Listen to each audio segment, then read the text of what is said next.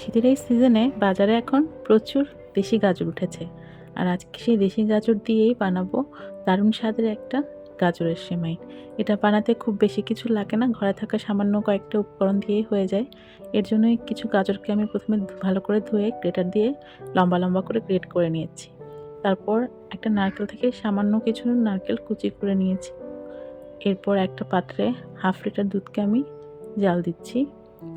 আরেকটা পাত্রে 1 চা চামচ ঘি নিয়ে গাজর, নারকেল আর সামান্য লবণ দিয়ে গাজরগুলোকে ভেজে নিয়েছি।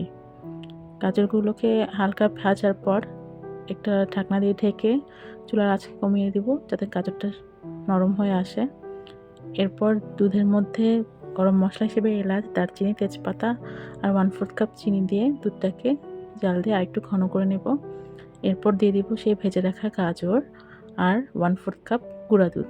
এরপর মশলাগুলোকে তুলে এটাকে আরও 5 মিনিট সিদ্ধ করে নিলেই হয়ে যাবে মজাদার গাজরের সেমাই। রেসিপিটি ভালো লাগলে আমার পেজটাকে ফলো করে আমার সাথে থাকবেন আর ভিডিওটাকে একটা শেয়ার দিয়ে অন্যকে দেখার সুযোগ করে দিবেন। আজ এই পর্যন্তই। আল্লাহ হাফেজ।